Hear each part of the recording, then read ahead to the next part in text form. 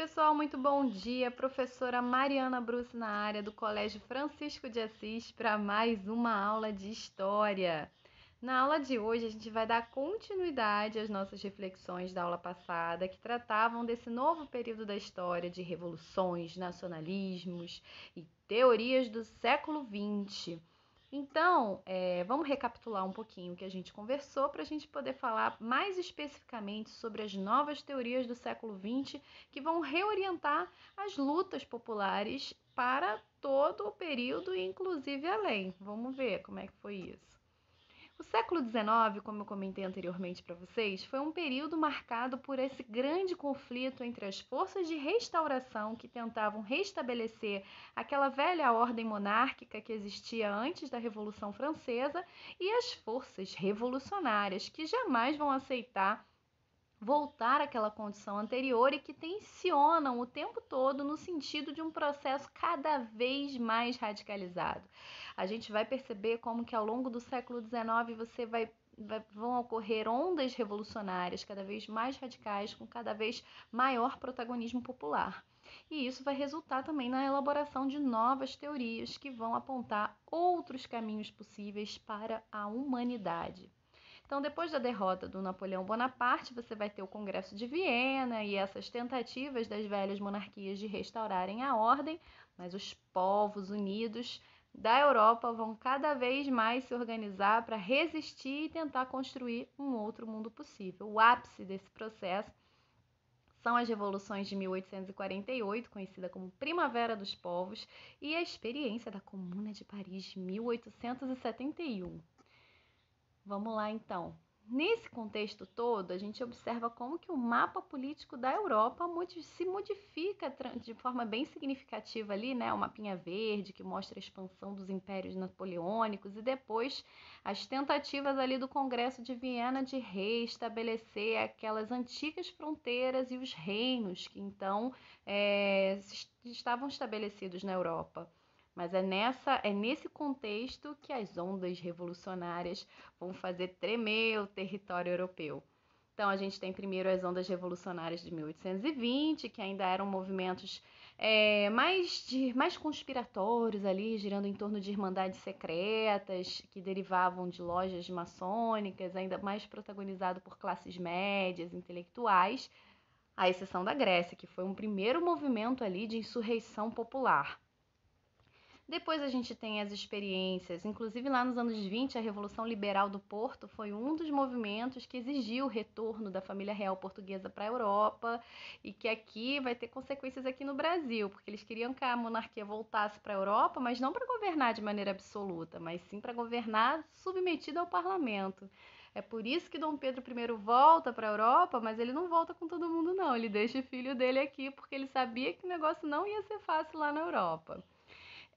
As revoluções de 1830 já são revoluções com um caráter mais popular, é quando aparecem as barricadas, que são aquelas quando se obstruem as vias com tudo que você possa imaginar, com madeiras, lixos, latas e tal.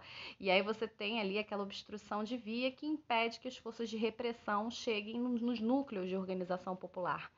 Na França, houve os 3 dias gloriosos de 26, 27 e 28 de julho. Então, esse é um momento realmente que já começa a marcar uma maior presença das forças populares nas disputas desse futuro. Até chegar finalmente em 1848, quando há realmente esse movimento mais amplo, antissistêmico, né, no sentido de se propor outras possibilidades de ser e estar no mundo. Então é nesse momento que as ideias revolucionárias que visam aí a construção de um sistema político e econômico diferente, que valorize mais o social, o fim da miséria e da exploração, e não tanto o capital, né, que é o lucro, o mercado, a competição. Então a crítica ao capitalismo começa a aparecer de forma mais consistente, e isso vai ter o reflexo lá nas teorias que a gente vai analisar hoje. E aí a maior expressão desse movimento é a Comuna de Paris, quando o povo, as classes populares, prostitutas, sapateiros, ferreiros, padeiros, assim, foram essas pessoas que conseguiram fazer o cerco, fazer as barricadas, né, isolar o centro de Paris das forças de repressão e construíram ali um governo popular que durou 3 meses. Depois eles foram reprimidos, mas essa experiência da Comuna de Paris, ela é uma grande inspiração para os movimentos revolucionários no mundo todo até hoje. A própria Revolução Russa, que vai acontecer no início do século XX, em 1917, a experiência dos soviets, lá em 1905, na Rússia, já bebia de algumas fontes aí. Vão ter vários debates que vão tentar pensar essas formas de autogestão, de organização popular, como um ponto importante para a gente pensar outros sistemas políticos que não o da democracia representativa burguesa. Então, nesse cenário também vai ocorrer os movimentos de unificação que a gente viu no ano passado, que a gente viu na aula passada, e aí pelo menos 2 novos países vão surgir na Europa, porque também com a queda desse poder das monarquias, até então os reis eram os símbolos de unidade territorial, não é isso? E na medida em que esses reis perdem legitimidade, que outros elementos vão ser utilizados para construir essa liga, essa coesão social, essa unidade dos povos em torno de alguma coisa comum. E aí o nacionalismo ele vai surgindo como essa liga, né? Nós somos um povo, falamos a mesma língua, temos a mesma história, e aí a delimitação das fronteiras, a diferenciação do eu com o outro, e aí você tem nesse movimento a construção do Estado-nação, que é um Estado que se define, que a sua identidade parte desse sentido mais homogeneizador, né? Olha, somos um povo, uma língua, uma história, uma memória e assim por diante.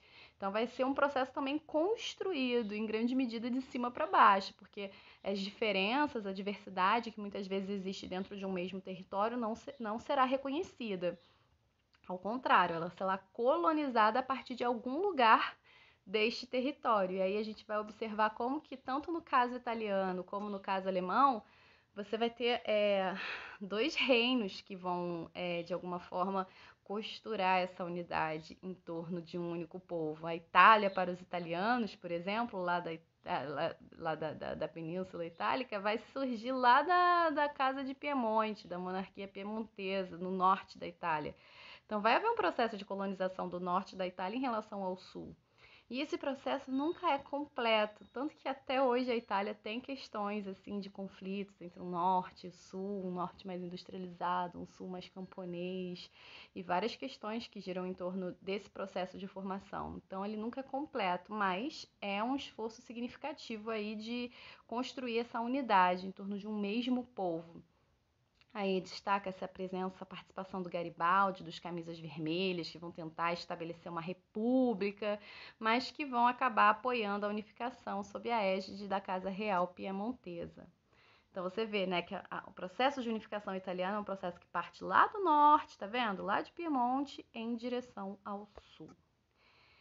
E no caso, aí os Camisas Vermelhas. E no caso da Alemanha, vai ter o papel importante lá do Bismarck, que era o primeiro-ministro da Prússia, né, através da Realpolitik, que era uma política diplomática, tanto do ponto de vista político quanto econômico, que vai se construindo acordos com os países, com os reinos ali colocados, e também através de guerras e conflitos, e vai se construindo aí essa fronteira alemã. Então, a Alemanha ela é construída a partir de um misto de ações. Você tem uma aliança econômica, que é aduaneira, né, em alguns casos, de liberdade comercial para algumas regiões, outras regiões você entra em guerra, a anexação da Alsácia-Lorena ali dos franceses, num território de fronteira que vai ter várias repercussões no século XX, no desencadeamento da Primeira Guerra Mundial.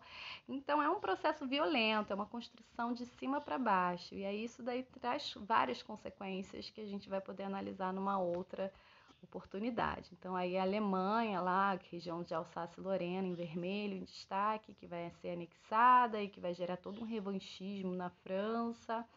Então é isso. E aí a participação do Bismarck, né, a sua Realpolitik.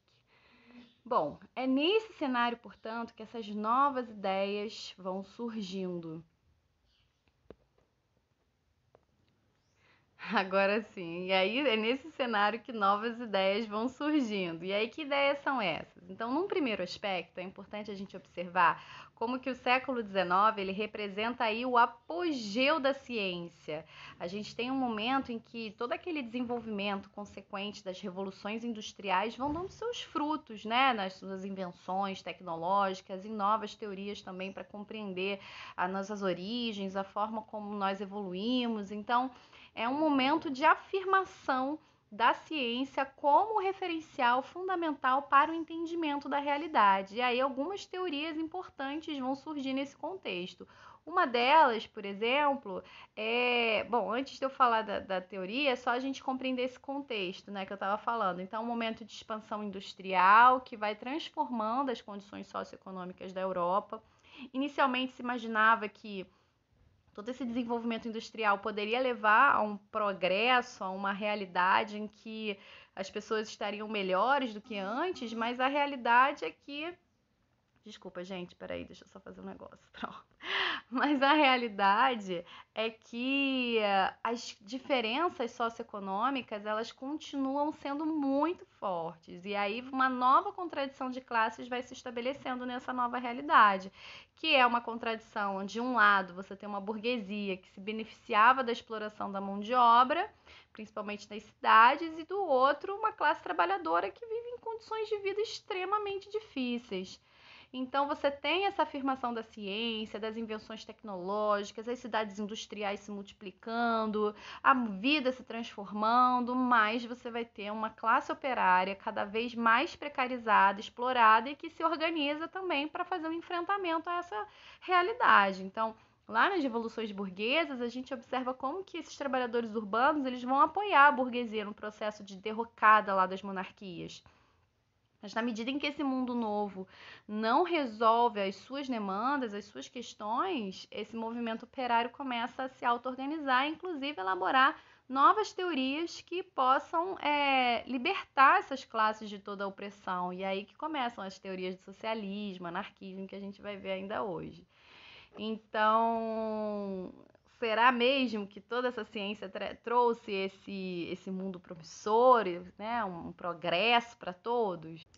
Será mesmo? Então vamos ver, né? Bom, essa crença na razão, então, leva ao desenvolvimento de teorias científicas sobre o entendimento da realidade, como eu falava. Lamarck vai defender a ideia da evolução das espécies por uso e desuso. O nosso corpo ele vai se adaptando na medida em que a gente utiliza ou não os recursos que ele oferece. Então, ele vai desenvolver alguns recursos dentro do nosso corpo necessários para a nossa sobrevivência. Se alguns desses recursos já são obsoletos, eles vão nas próximas espécies, eles já nem surgem. Por exemplo, a gente tem os molares, né? Quando o ser humano comia carne crua, ele precisava da força lá dos dentes para triturar aquela carne. Na medida em que a gente começa a cozinhar a carne, por exemplo, e aí isso não se torna tão necessário, as gerações seguintes já não vão nascendo com todos os dentes que tinham antes, aí vai diminuindo. Então o corpo vai se adaptando também a essa realidade. E o Charles Darwin, ele vai se apoiar nessa teoria do Lamarck para elaborar a teoria da seleção natural de evolução das espécies, que é justamente um processo que vai compreender como que as espécies vão evoluindo a partir do mais apto, do mais adaptado a esse ambiente. Então, a história lá da girafa, por exemplo. Uma girafa, para sobreviver, ela precisava alcançar ali a copa das árvores para se alimentar.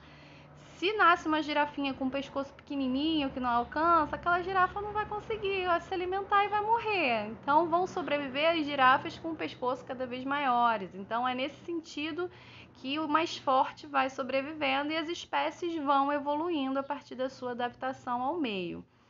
Bom, isso para o entendimento do desenvolvimento da humanidade vai ter um impacto muito importante, porque vai entrar em contradição com várias teorias que apontavam para uma perspectiva mais de criação das espécies e não de evolução das espécies. Então você tem aí enfrentamentos que, do ponto de vista das ideias, eles expressam também diferentes cosmovisões, diferentes visões de mundo, né? Uma baseada na razão, outra baseada na fé.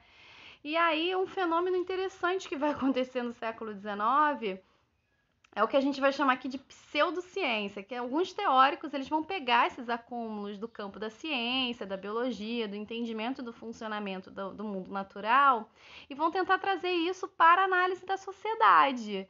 Por exemplo, o Herbert Spencer ele vai aplicar a teoria do Darwin de evolução das espécies para o entendimento da sociedade. E aí ele vai estabelecer uma hierarquização racial dos povos.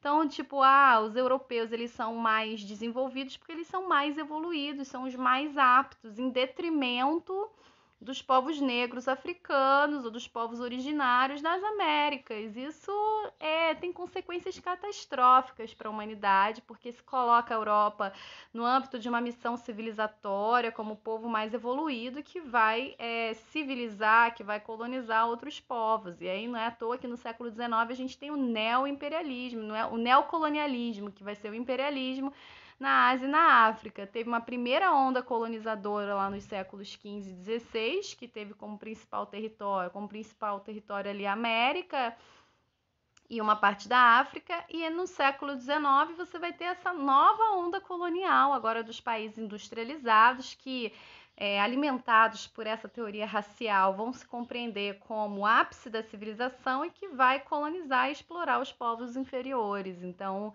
essa teoria é catastrófica e ela não se baseia de fato numa evidência empírica, científica, né? É uma teoria racista que se apoia no entendimento do funcionamento natural das espécies, de evolução das espécies, mas que não tem absolutamente nada a ver com o desenvolvimento das culturas, que aí caminha num outro sentido da diversidade.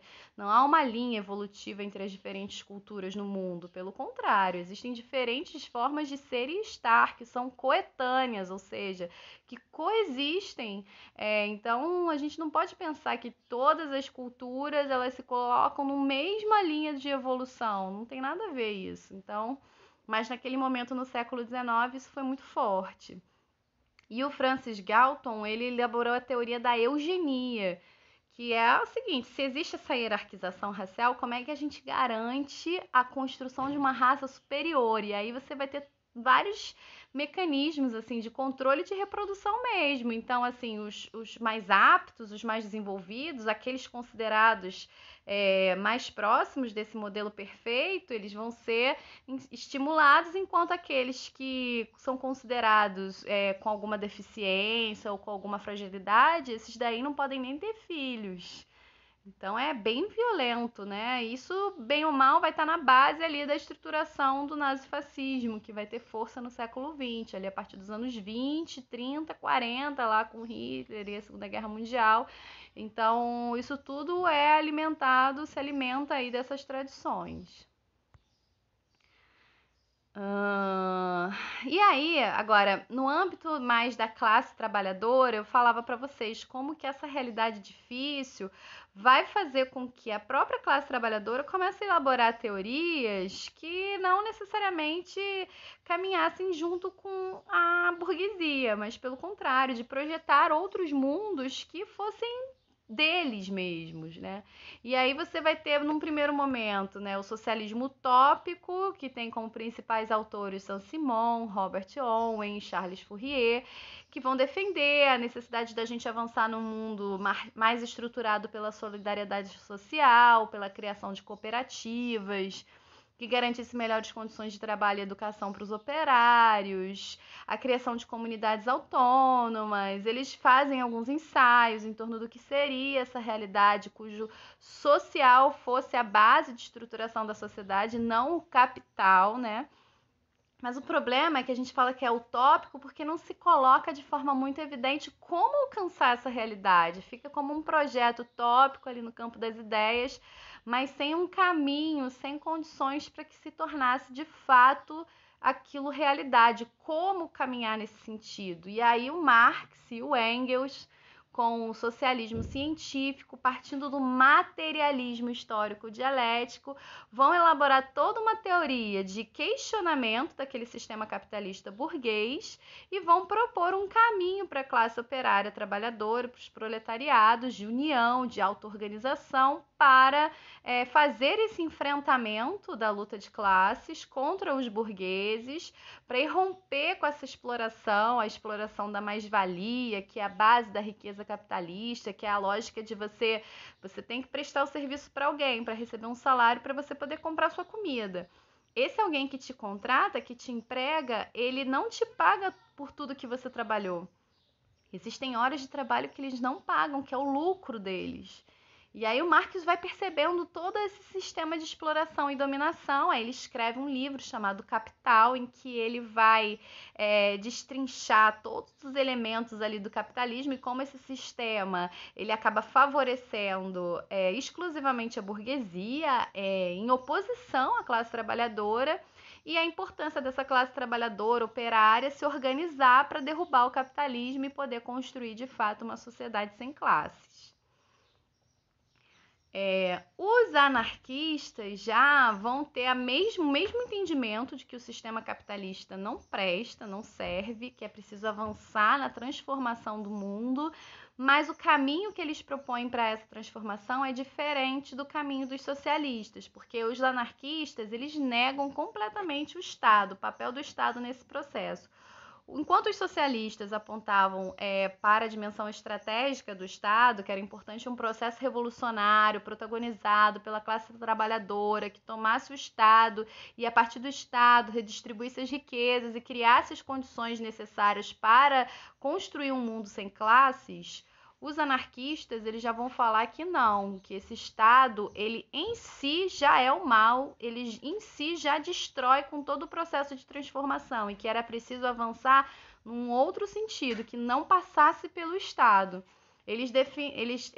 Os seus principais autores, né, que é o Proudhon, Pierre-Joseph Proudhon, Mikhail Bakunin, o Piotr Kropotkin, Louis Michel, todos eles a partir de diferentes lugares, vão sustentar essa necessidade de se abolir o Estado definitivamente, vão rejeitar, então, os partidos políticos, a atuação nas eleições, porque eles não compreendiam que esse era um caminho realmente válido para um processo revolucionário de transformação.